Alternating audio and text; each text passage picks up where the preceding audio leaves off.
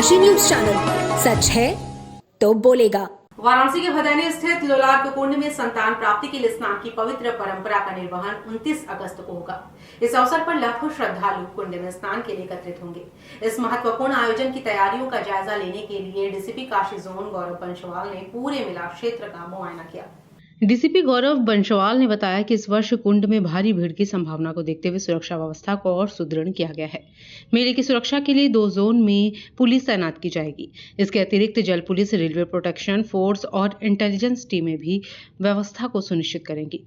श्रद्धालुओं के सुगम और सुरक्षित प्रवेश के लिए एकमात्र मार्ग निर्धारित किया गया है। साथ ही 5 किलोमीटर लंबी बैरिकेडिंग की व्यवस्था की जाएगी। यातायात को नियंत्रित करने के लिए अतिरिक्त ट्रैफिक पुलिस कर्मियों की तैनाती की जाएगी। चौराहे और संवेदनशील स्थानों पर विशेष निगरानी रखी जाएगी। पार्किंग स्थलों को निर्धारित किया गया है और यातायात व्यवस्था को सुचारू रखने के लिए कई मार्गों और डायवर्जन लागू किया जाएगा। समाज सेवी संगठनों के सहयोग से अस्थायी सहायता कक्ष स्थापित किए जाएंगे, जहां लाउड स्पीकर के माध्यम से श्रद्धालुओं को दिशा निर्देश और खोए पाए लोगों की जानकारी दी जाएगी।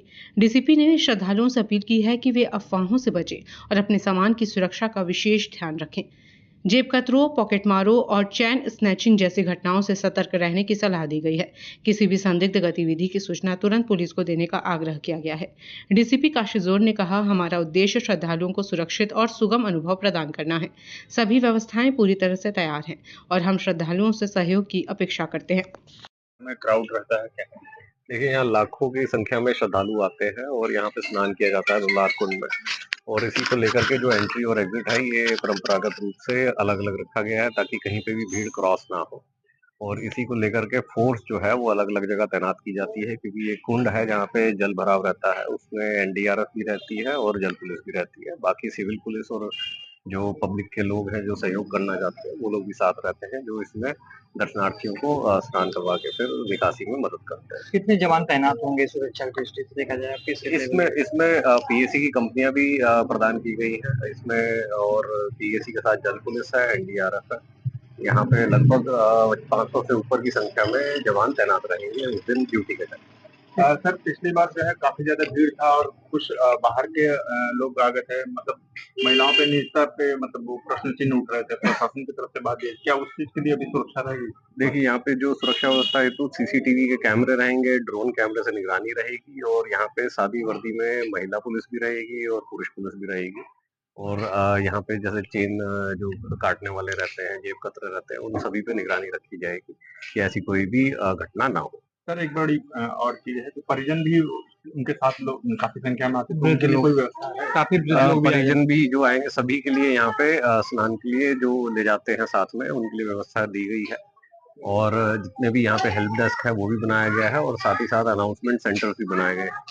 और यहाँ पे मदद के लिए सिविल में भी लोग रहते हैं और पुलिस भी रहती है। आगामी 29 अगस्त को लोलार्क छठ पर्व मनाया जाएगा, जो रात्रि 12 बजे से स्टार्ट होगा और शाम को 4 बजे तक जारी रहेगा।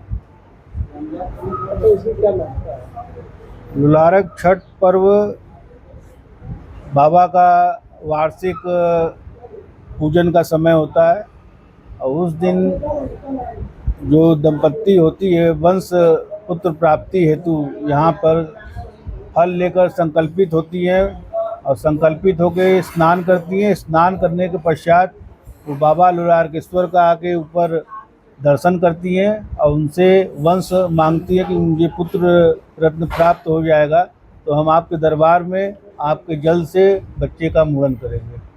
पूर्वांचल की खबरों से जुड़े रहने के लिए आज ही सब्सक्राइब करें हमारा YouTube चैनल डनकाशी और हाँ, लेटेस्ट अपडेट्स के लिए बेल आइकन को प्रेस करना ना भूलें। और आपके पास है कोई जानकारी या है कोई सूचना तो हमारे दिए गए नंबर पर आप हमसे संपर्क कर सकते हैं।